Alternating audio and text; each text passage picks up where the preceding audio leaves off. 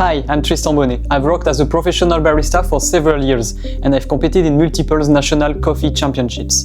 And one of the most common questions I hear is this. You pulled a great shot yesterday, same coffee this morning, same grinder and same recipe, and somehow the espresso taste is different. Maybe it's a little thinner, maybe it's a little more bitter, maybe it just feels slightly off. And you can't figure out what changed. This happens to everyone. The reason is that there are more variables affecting espresso than most people realize. Today, we are going to go through the biggest ones, which one of them you can control and which one of them you can't, and how to think about them when you're dialing in. Let's start with the most common one, and probably the most overlooked. Your coffee is changing every day. After roasting, beans continue to degas, oxidize and gradually lose moisture. A coffee on day 7 after roast behaves differently from that same coffee on day 10. A bag on the first day after opening behaves differently from the 5th. Even if your grinder setting never moves, your extraction can shift. That's completely normal. A good habit is to track both the roast date and the day you open the bag and expect small adjustment as you work through it. The next variable is the environment around you. On a humid day, coffee grounds absorb more moisture. They tend to clump more, and extraction often slows down. On a dry day, statics increases. Distribution becomes less predictable and the coffee can behave differently. Most home baristas never think about this, but if your espresso suddenly changes and you haven't touched your recipe, check the weather before you touch the grinder.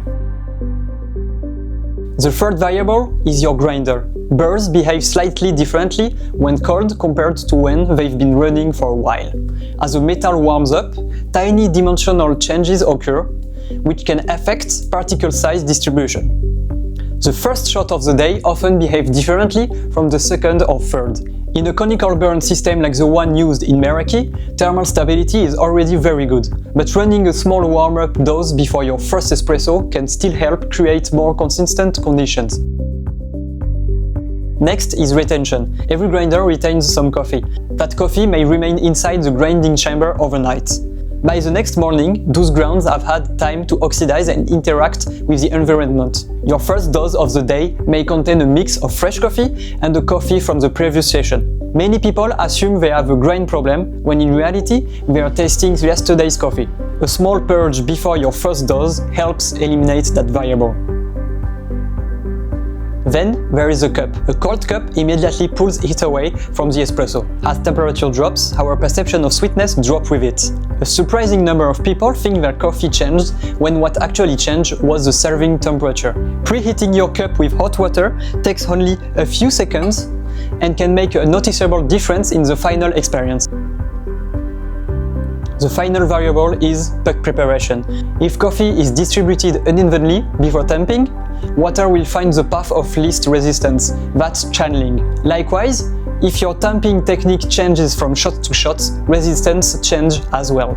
Both introduce noise into the extraction, and that noise has nothing to do with grain size, brew ratio, or temperature. The goal is to build a repeatable physical routine. Consistent distribution, consistent tamping. The less variation you introduce here, the easier it becomes to understanding what's happening in the cup. Now, here's the key idea. Not all variables are equal. Some variables cannot be controlled. Coffee ages, humidity changes, equipment warms up.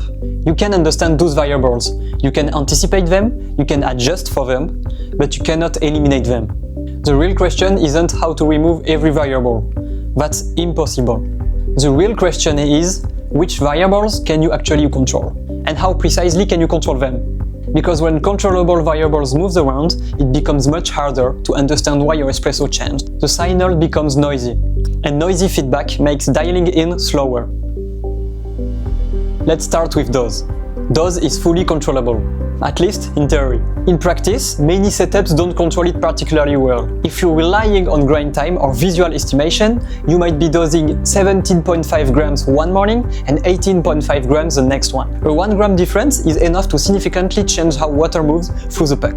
Meraki uses weight-based dose control. You define a target dose, and the system delivers that target with a precision of approximately 0.2 grams.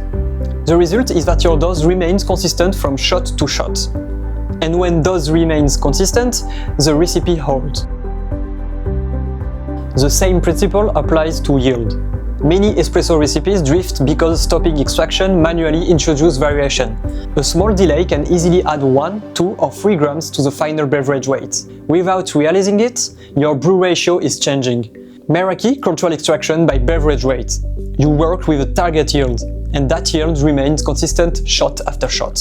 18 grams in, 36 grams out, the recipe holds. And because the recipe holds, the feedback from each shot becomes easier to interpret. The third controllable variable is temperature. And temperature stability isn't a setting. It's a property of the system. Thermal stability starts with thermal mass. Think of the boiler as a large reservoir of already heated water. During extraction, cooler water continuously enters the system. Because that reservoir is substantial, small temperature changes are naturally absorbed. On top of that, Meraki uses PID temperature regulation to continuously monitor and manage the thermal environment. Before extraction begins, the machine completes a full heat-up cycle, so the entire brew path reaches a stable operating temperature. The insulated group head helps reduce heat loss between the shots. The boiler, PID regulation, insulation, and heat-up strategy works together as a coordinated system. The result is a stable extraction environment from the first drop to the last.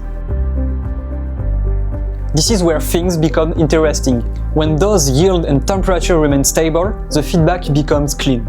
If a shot suddenly tastes thinner, you already know the dose didn't move. You already know the yield didn't move, and you already know the temperature remained stable. That narrows the possibilities immediately. Maybe the coffee age, maybe humidity changed, maybe the grinder needs a small adjustment. You know where to look. Dialing in becomes faster because you are interpreting a cleaner signal. And once you find a recipe that works, it tends to hold because the variables that were under your control stayed under your control. The reason today's espresso taste is different from yesterday's is almost always that one of these variables moved. Some of those variables will always be part of coffee. Beans age, humidity changes, conditions evolve, but when dose, yield and temperature remain stable, every shot becomes easier to understand. You identify changes faster, you make better adjustments, and when you find a recipe that works, the recipe holds, not just on your best shot, on every shot.